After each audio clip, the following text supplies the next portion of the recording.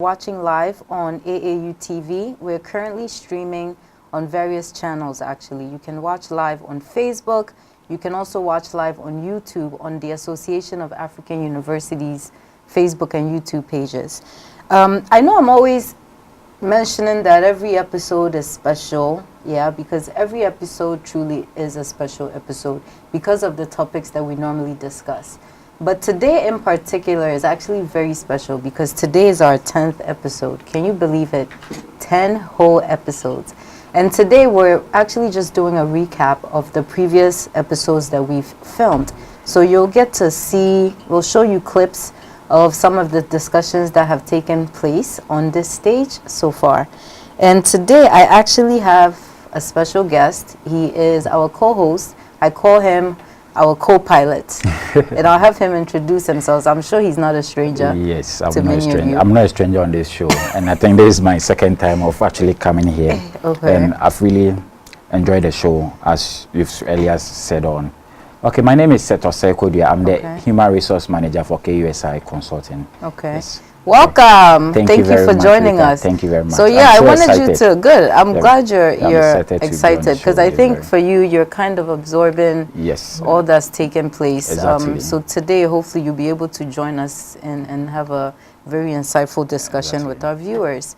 All right, now viewers, as always, please let us know where you're tuned in from so that we can show you some love. Yeah. All right. So. You've been watching? Yeah, I've been watching the show. Yeah? I've been watching the show. How is it so far? Oh, so far, I would say so good. And I think one thing that I've observed about this show is that the topics that are being chosen are always in line with the happening in society. Okay. When what I mean by happening in society has to do with what is actually happening in society in the HR fraternity, in the HR world, on the job market, in the employer-employee relationship, what actually goes on, HR courts and other stuff, what actually transpire over there. That is what the topics are actually based on. And one thing that interests me is that during the setup of this show, or during the whole, let me put it, the pregnancy of this show and to the giving birth of the show, I was part of it. And there's to the best of my knowledge, most of the topics were even selected before the show actually started. So, so I'm surprised that things are just falling in as into place just like that. Well, I mean, I think you were there from the very beginning when we started to structure the show, and the whole idea is to be able to have some kind of a format that we follow. I think the whole HR function is a process, and the point of the show is to make sure that employees and employers are aware of the role that human resource plays within an organization. From the very beginning, when the employee is brought into the organization, up until the very end. Let me be quick to add to this. And you know, one problem that this show has actually solved is who to talk to in an organization. As you know, with this program, I never knew that a lot of people are having a lot of employment and employee relationship issue in various organizations. But I've seen that since the inception of this show, it has solved a lot of HR-related issues. So especially, I remember the last time when we were discussing about employer-employee relationship, where we brought a scenario that someone went to his bank account and his salary has been increased, and later he realized that his role has been increase his responsibility, more responsibility has been added, and the person couldn't speak up, couldn't ask. So yeah, it actually solved a ladies program in our KUSI Consulting group.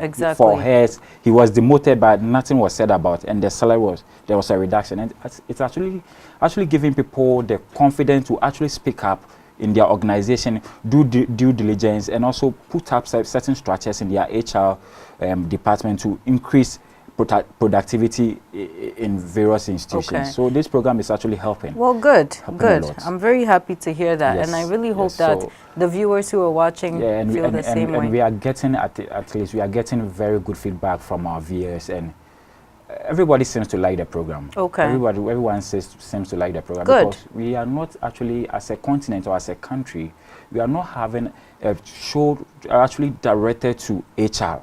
But we all know the employment and situation in the country. We are not having a show which is directed. So this show has actually come to solve a whole lot of issues that is going on in the on the employment, job market, and other stuff. So exactly. I think it's a Good. very, very good show. That okay, so we're going to mention some of the issues and some of the topics that we've discussed. So let's first start off by introducing our first episode. We're going to quickly show you a clip from our first episode, which was defining the human resource functions and defining human resources and its many functions. So here's a clip. So then HR, the first function of HR is to create a strategy which will align the people with the business. Who is the head senior consultant at CITAM? I think he was our first. He was our first guest, exactly, and he is actually the. So he also manages the Society for Human Resource Management here in Ghana for human resource professionals who are interested in advancing in their field. So it was quite insightful talking to him. Can you recall some of what we discussed with Kojo? That, after Kojo's interview, I went to our Facebook or our various walls, and the comment that was coming was that people were like, now HR has taken a new dimension. Initially, it used to be like HR are backroom staffs, but Kojo was of the view that Kojo made us aware that HR plays a strategic role when it comes to the setting up the structure of an organization. I remember him saying that HR has to actually strategize to the extent that one key punchline, let me use permit me to use punchline. One thing that he said that touches me was that HR has to play a very strategic role to ensure that all employees are outlined to the visions and mission of the company. And he also said that when business is not going, maybe let's say products of the company are not moving, or the profitability of the company is not actually moving forward. Now we have to fall on HR to actually find out solution to all those issues. So he gave a different dimension to the HR world, and I think Kojo did very well, enlightening us on how to actually engage HR in a certain decision making. Many functions. Exactly. Yes. So initially, you know that HR is more seen as, let's say, the onboarding and outboarding process, payroll management and other stuff. But now things have changed. Yeah. Things have changed. HR is actually entails a lot. Involved. Yes, we are involved in all aspects of it. Because when you think about it, it's really employees that are running the business, you know, and HR's role is really to be able to groom, and to get the right human employees. resource to actually manage a certain department, you need HR. Exactly. You need the involvement of HR to actually know why productivity is going down. You need HR to know the organizational needs of the staff, so that HR will actually propose to management as to how we are going about. Let me say, I say management. HR is even part of management. HR is part of management. Yes. Yeah. Propose solutions to actually solve all those issues. So could you actually throw a very good punchlines on the HR fraternity, the HR world? And I think, yes, HR is changing and HR is becoming, I'm so glad that a lot of HR are actually following the dynamism of the job market and what is actually happening now in society. All right. Another thing too that I think we want to touch upon is, you know, the HR function, the HR role isn't just for HR. Yes. I think all departments actually have a role to play when it comes to human resources. All departments should set some kind of a strategic goal, whether it's annual, whether it's quarterly. They all should have human resource functions within that department, because HR doesn't specifically work with employees. Exactly. HR is really just there to monitor and make sure that things are, but it's the managers, the supervisors actually work with the employees. So I think every department should also have its own internal human resource documents. Yes. Okay. So actually, could you also mention that is there is more responsibility? I'm saying this because you said every department has to have its own.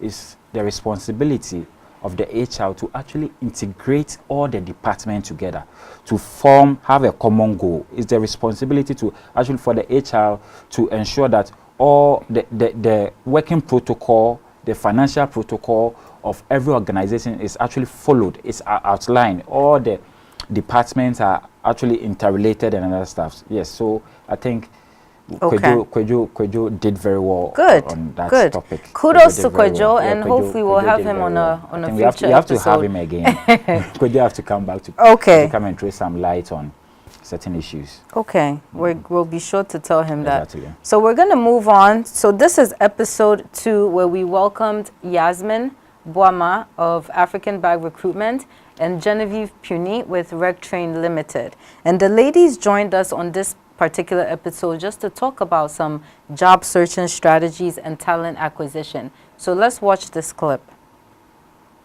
It's also about what can you add to the business using technology. Jen actually talks about 3 things that employees should look out for.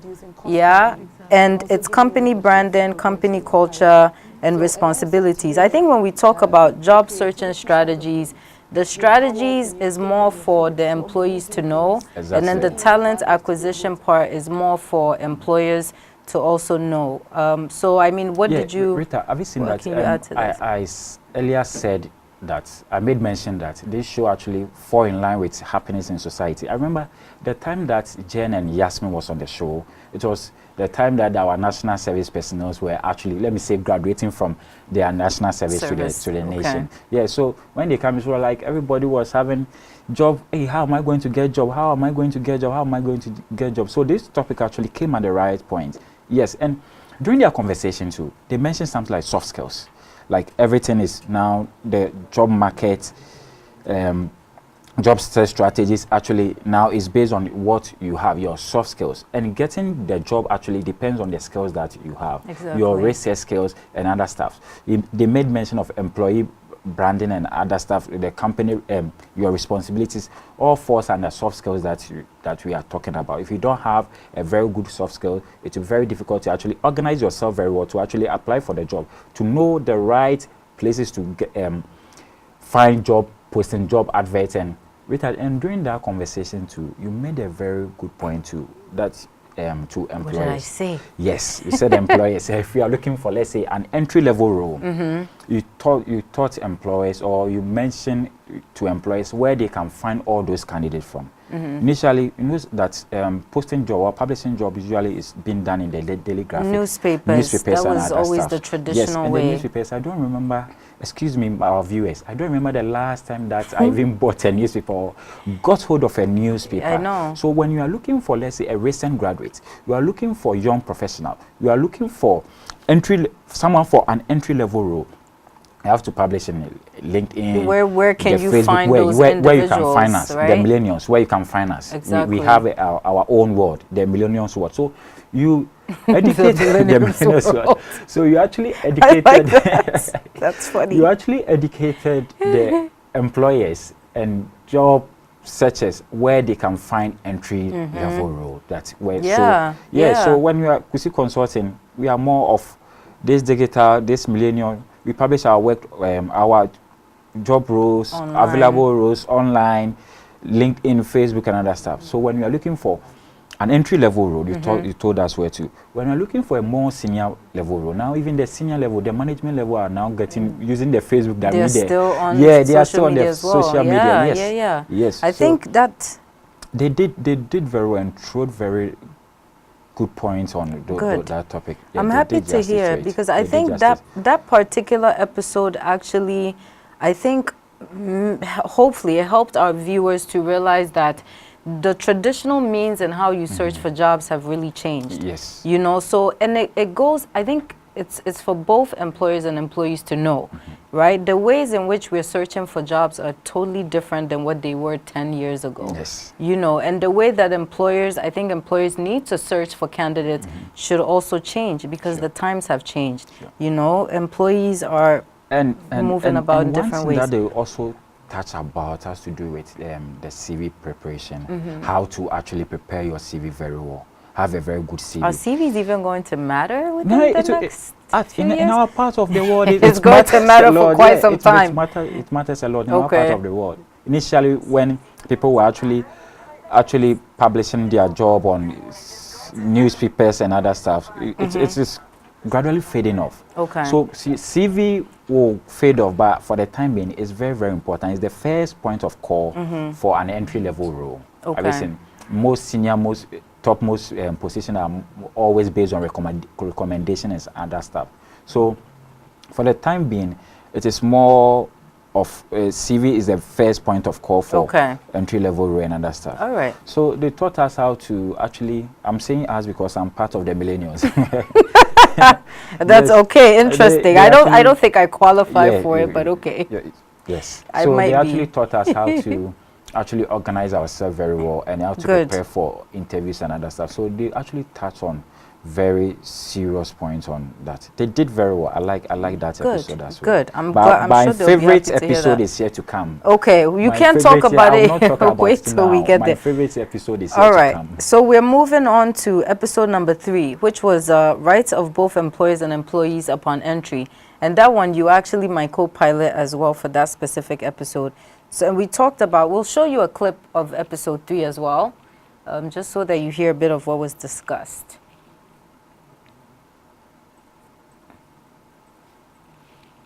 They have an HR department. Why don't you just take it? So here I was with Seth discussing the rights of both employers and employees. Do you recall that? Yes, I recall that. And yeah, I recall that conversation. Okay. One thing that the key word that was underlined in that conversation has to do with due diligence. We spoke about where someone entered into our organization with fake counterfeit, let me use counterfeit certificates. What is the role of the employer to do? And actually I remember we saying that there is the role of the employer or the HR manager to actually do due diligence. And I also remember that the scenario that we discussed has to do with someone who had a raise. It was actually someone that we provided consultancy service to, and who has gotten a raise in his salary, and his responsibility has actually been changed, but has not been documented. So we also made mention that someone failed to fix, the key 2 points that we highlighted was someone actually failed to speak up. And the other someone also failed to do due diligence. The person who failed to speak up has to do with the employer. The employee. The employee is supposed to approach the HR manager or the HR department or the CEO that I've received this X amount on my salary, and this is not the salary that I'm also actually receiving. And what also makes that case very special has to do with that the person has not even passed his probation period, but he just received a raise. And his responsibility has also actually some responsibility has been added to his role. So he failed to speak up. So we had encourage all our viewers who were watching us at that moment to actually speak up in case they have such issues in their organization. We also advising employers to actually try to document any additional role that they are adding on to their employees. Yeah, I think I think documentation is key once you begin employment. Because you have to realize that you as an employee, you have rights on the job, and when those rights are not being met, then yes, you should be able to go to your supervisor or HR and voice your concerns. I mean, lucky for this particular employee, he received a raise within that probationary period. In a situation where it doesn't happen often. Pay cut, in a situation where he received a pay cut, how is he also going to handle it? Yeah, exactly. Yeah. So, the good thing is the update on that conversation is that he actually did approach the human resource manager and requested for a new job description, and he was given a job description. So the last time I spoke to him, I mean, he seemed pretty happy, which made me very happy. Yes. All right, so now Rita, before we even move on to the next episode, what I would like to say to our viewers that they should always speak up. Of course. Don't feel as intimidated. Employees. Yeah, as employees, you have your rights. The employer also have its own rights. So everybody should try to speak up, try to communicate. Don't feel intimidated. It's easier said than done, I'm sure. Just try your best and speak up. And I'll also encourage employers to actually create an environment for conversation, an environment for dialogue, because not everybody will have the opportunity to actually speak up. So in a situation where you want to ensure effective communication, have a whistleblowers line, have a suggestion box and other stuff, and so that employers can actually they can speak up and all those stuff. Yes. Perfect. Good. All right. So now, managing intimidation and harassment at the workplace. This was episode number 4, and we are going to show you a short clip. How do we do that? And in that episode, we actually welcomed Emma Wenani, who is Chief Director at Global Media Alliance. So let's show a clip. He will make comments to me about my body shape. Now, we had another guest on the show. Monique Parham joined us, and she currently works as a social worker. And she was actually sharing an experience that happened to her during the early stages of her career. Now, she was actually harassed by a coworker and also a supervisor. So in that instance, I mean, what do you do when it's both your coworker and your supervisor? You just started the job, you haven't been given any HR documents, you don't even know your way around. You know, so she handled it as best as she could. So, Rita, anywhere I have the opportunity to actually talk about sexual harassment issue, I actually have a problem with our labor law. That's my problem with the labor law as it stands now. You know, the labor law actually does not state specifically what is a sexual harassment. Ghana labor law. It just states that an uncomfortable touches or this thing that someone do to you. How come if I feel comfortable with what the person is doing to me? We all know that if it is not in our culture, it's not advisable for someone to hold a lady's breast on the job and other stuff. Of course. Yeah, but the one who is being harassed is feeling comfortable with it. So what the labor law must actually come into terms with what is sexual harassment. When we tell someone like they this, have to define it. Redefine the sexual harassment, this thing. Because some people, you go to certain offices, people play with kisses, people play with those harsh jokes, expensive jokes, which someone will actually claim to be a sexual harassment. So sexual harassment issues actually is dynamic.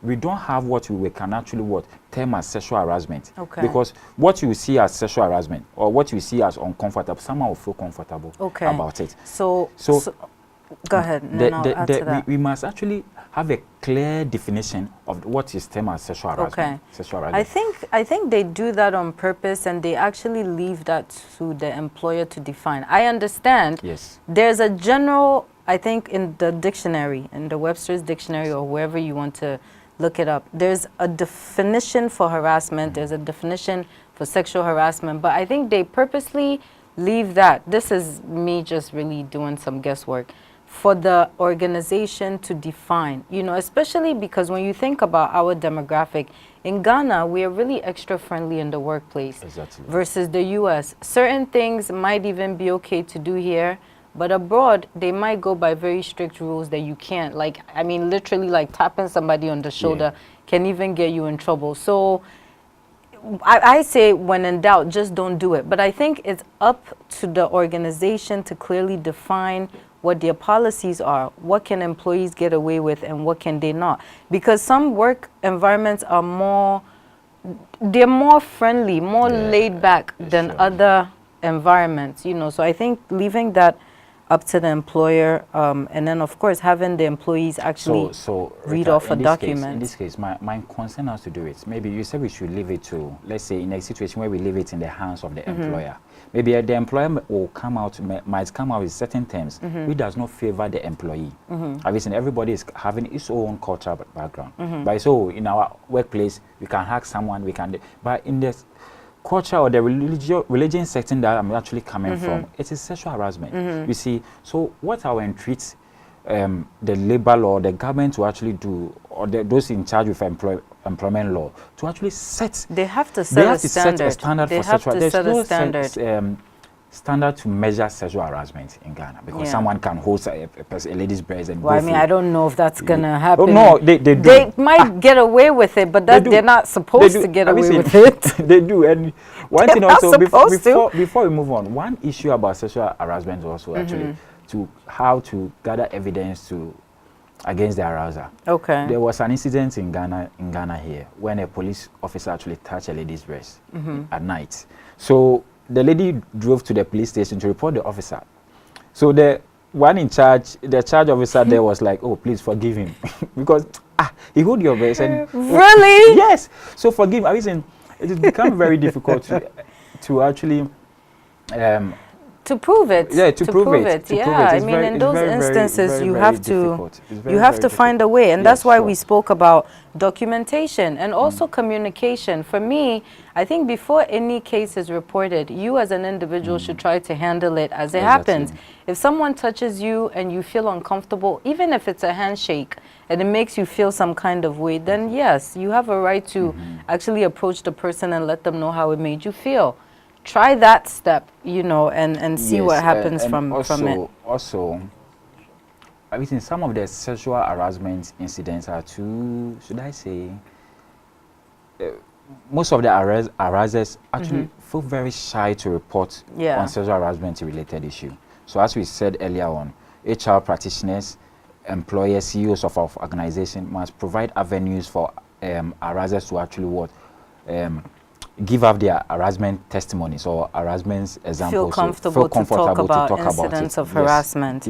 Yeah, I mean, I definitely agree with you, because it will that will do is also motivate other employees to also speak up about it. All right, so because of the interest of time, we're going to move on.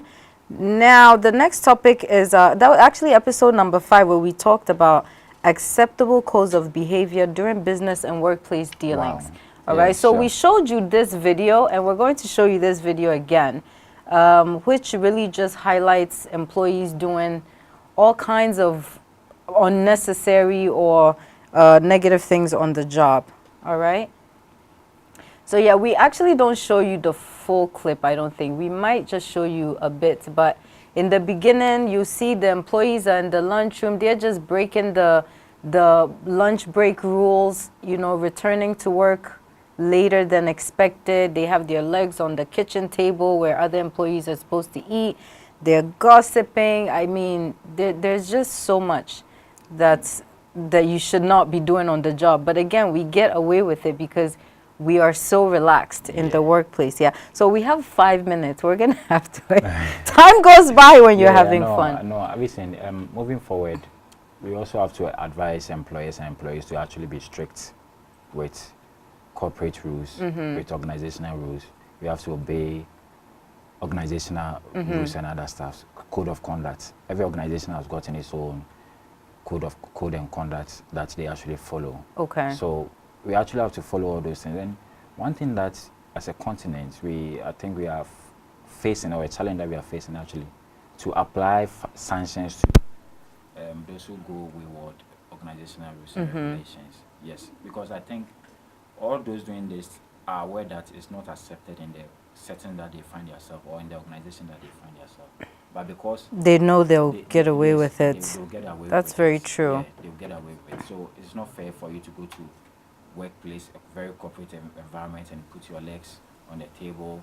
You go to lunch, you don't just on time, feeling free and relaxing. When you feel like going home, you just go home. You don't do simple rules and regulations. But I feel like that's kind of how employees get if they're not being evaluated and if they're not constantly being checked on, you know, because after a while, employees just get bored and they probably might start doing whatever it is on the job, which is not right. Yes. But when you're not monitoring employees and you're not, you know, letting them know, right, issuing, let's say, disciplinary notices when employees misbehave on the job, just like you mentioned, these are all things that we need to do. The earlier point that I make, I think employers should actually make sure be strict on the corporate, on their organizational rules and regulations. Okay. They have to be very strict. I do it, I get away. The next person will also come and do it and just because nothing was actually done to. All right. We have video. I don't actually want to touch on the video because it's very pathetic. Yeah. It's very pathetic. You are paid. The employer is actually paying for you to come and do something. You come to work and come and sleep. Yeah, when you're not monitoring people, you'll be surprised what they get away with. Employers actually have to also put down this check mechanism that you spoke about, this appraisal mechanism. Even though that they say familiarity breeds contempt, even though you are familiar with your employee, but when it comes to work, when it comes to rules, when it comes to organizational code and conduct, you have to stick to it. You have to stick to it. Make sure that you as the employer or you as a manager, or you as the supervisor, you also set very good examples for your subordinates to actually follow. Exactly. Yes. Exactly. I definitely agree. All right. So we have such limited time. I'm almost certain we're going to go over today's episode. It's a special episode. So what if we go over by 5-10 minutes, right? All right. So now let's show you the clip from episode 6, employee and employer relations, grievance, discipline, and termination. And we were actually joined by Senyo M. Ejabeng. And Senyo just dropped so many dimes. You know, Senyo had such great information for us. You know, he is a labor relations expert, dispute resolution management expert. And I mean, he just gave us a wealth of knowledge.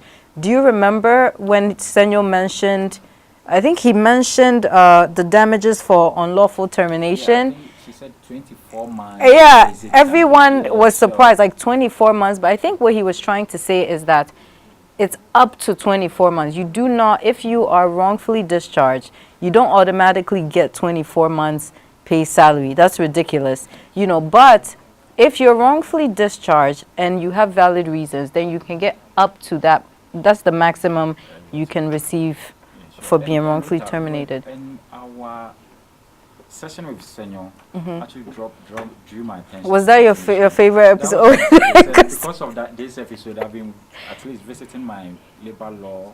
Good. reading the labor law. Good. And most employers and employees actually don't pay attention to the labor law. Not at all. We can do a survey right now with our viewers, and we realize that out of about 1,000 viewership that we are all, only few actually visit their labor law. Of course, Yeah, at least of course. as employee, once in a while, should consult the labor law and ask what the labor law is saying. Exactly. Ask Question about- it. question the We labor should law. question our labor Examine law. the labor law before you take any action against your employer or employee. Make sure that you are able to question the labor law, consult the labor law, so that you might not find yourself wanting. I've seen many people have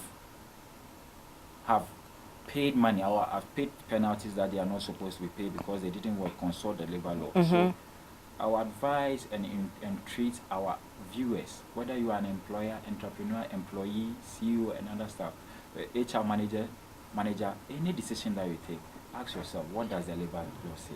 Is the labor law in support Of what course. you are actually going to Of do? course. Yes, so we should actually consult. There's the labor actually law. some good points, Yes, yeah, we should because actually consult the labor law in all that we do. I agree. Even though we're supposed to be setting our own rules and setting the tone and the language and the policies for the organizations that we find ourselves, we have But to the make sure that the foundation they are. of those policies, of those, let's say, programs that you set for your company, your organization, must actually be based on the labor law. I agree. Yes. I agree. And not even just the labor law. You know, if you go back to that episode that we had with Senyo, I really urge viewers to watch that particular episode because Senyo actually brings up some policies, documents that I think we as HR professionals can become familiar with, and also employees. You know, you need to be reading up on all these documents that talk about what the rights of employees are, how employers are supposed to abide by the employees that work with them. So you have all these documents available to you whenever you want. You can even find them online. So I strongly urge you to go to that episode. Yes, Rita, before we also Okay. move on to the next episode, I think most employees actually don't read their organizational manual. All that they are interested in their offer letters is actually my salary. Is my salary going to be paid? They are only interested with their compensation and other benefits. Exactly. So I also entreat employees and recent graduates or graduate from the National Service Scheme to actually, when you are given an offer letter or you are given a role, try to read the legalities that come with it. Exactly. Yes, we should try to Exactly. read the I agree. legalities. I agree.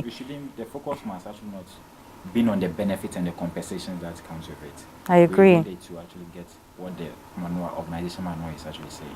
All right, so we have to wrap up. Episode number 7, Performance Management Systems and Workforce Analytics that was with Anita Asener, and she actually works with OML. So Anita really just brought us some facts and figures with regards to human resource management. You know, the metrics, the analytics that pertains to human resources, just because it's very, very important as we are setting the pace and creating our own documents for this particular continent. It's very important that we start documenting the metrics that we use, the analytics that we use, just so that we also have our own contents that we can always refer to on this African continent, you know, instead of having to pull resources from abroad. So Anita definitely shed a lot of great points on managing and retaining talent. Yes, and I think Anita is actually doing very well with these HR figures. It's very difficult. You know that initially when HR is being mentioned, HR is more seen as a qualitative something, a counselor something, onboarding and the outboarding process. But Anita is able to actually quantify all these things in figures. When someone doesn't come to work a day, Anita is able to quantify how it is going to actually affect productivity, exactly. affect the numbers. profitability. Yes, Yeah. the numbers is very important. Yeah. Now, because of what Anita is doing, a lot of HR managers, when they are going for meetings, they provide figures. They provide percentage. Yesterday, last week on your show, you were able to provide percentage and other figures to actually back your quantitative analysis. It's very important that we do that. It's very, very important that HR practitioners of late take into account the quantitative aspects of HR to actually back our analysis. And exactly. And it's important because what we are doing is we're actually gathering and collecting data as it pertains to the African continent. And we all know when it comes to access to information that we lack in that area. So yeah, that was an excellent episode as well. Okay, so now episode number 8, the art of negotiating your salary. This was with Abna, which HR manager at Vocalcom Limited, the Ghana GPS.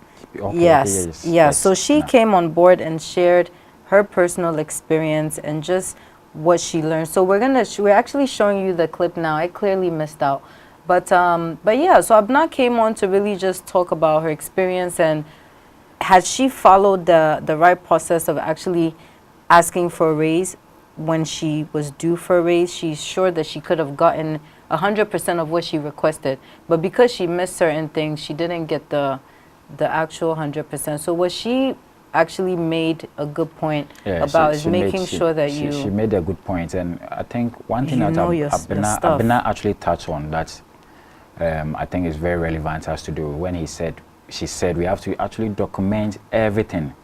Document it. Before you even ask for a raise, you have to document your achievement. Why are you asking for a raise? Your raise must actually be backed with evidence. Exactly. What are the evidence? Why do you think we should give you a raise? What have you done for the organization? What have you done to output? What have you done to profitability? Exactly. And one thing I'll also advise our viewers is that before you even ask for a raise, assess the profitability of the company.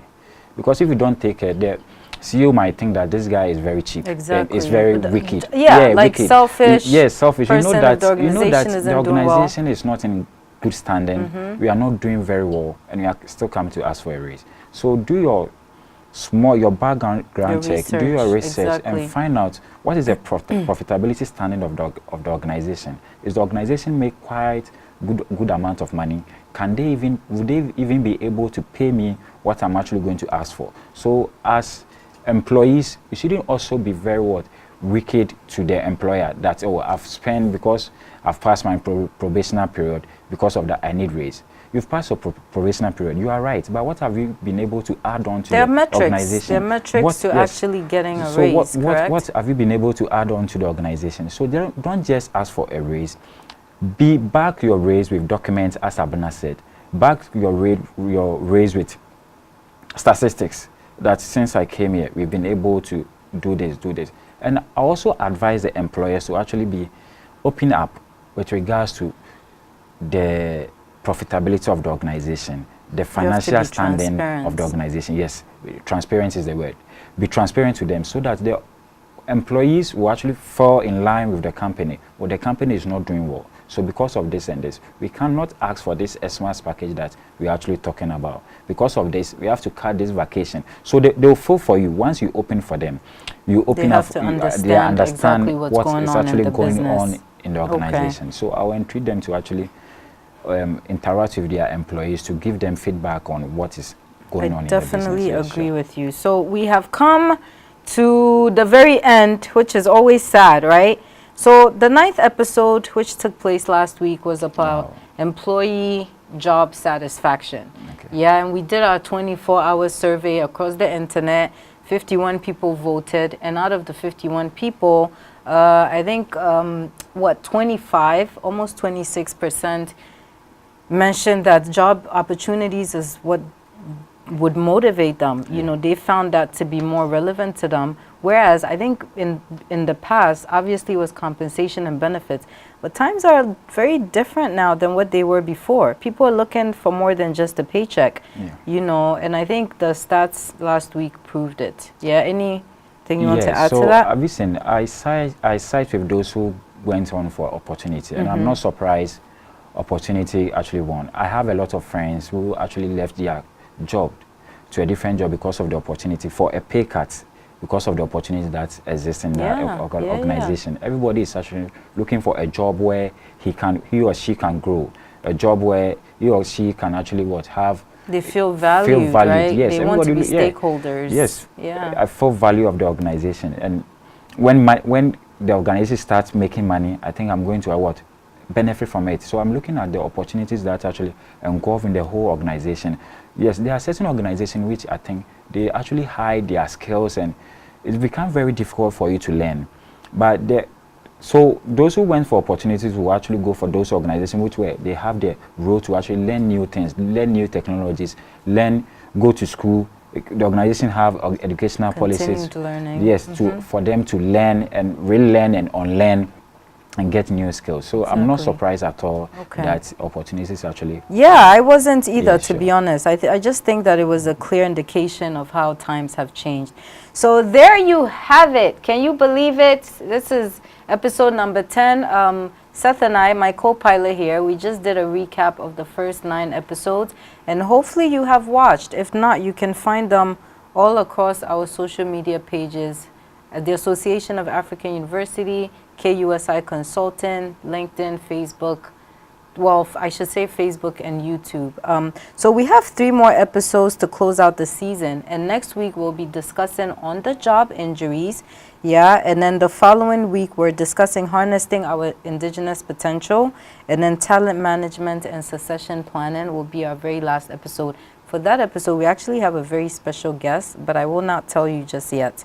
And yeah, so we're done. But before we officially close out, I think Seth and I would like to just share a couple of words. We've been hearing a lot about, the layoffs that are happening, and it just seems that it's going to be happening for quite some time, and we just want to say a couple of things to, if anyone that is facing a layoff, we just want to tell you that the strategy is to not be idle, okay? You do not want to stay home and just be home because you're going through a layoff. This is really your time to get out there. This is your time.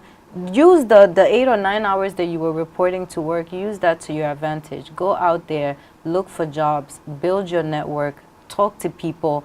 Don't just stay home, because trust me, layoffs can also be a sign of something greater to come. Okay, so I'm sure Seth so I think might have some words here. They also have to actually, as you said, they shouldn't sit down. They have to utilize their talents. There are small talent that they are having. I remember I heard in the news that there is one of the layoff staffs is actually into catering services and other stuff, grilling pork and other stuff. It's your time to do the things that you've do always the wanted things that to you do. love. Yes, it doesn't Utilize matter your what talent, it is. put your talent into use. It doesn't matter what it is. You can make it. Exactly. You can make so it. They just shouldn't some give up words at of all. encouragement for you if you're facing a layoff. Again, thank you so much for joining us. I am your host, Rita KUSI, with 30 Minutes with HR, and I was joined today by Seth Osei Kodua, who is our Human Resource Manager at KUSI Consulting. So be sure to look us up for all of your human resource management and consulting needs, because we are definitely here to keep you simply intact. Thank you.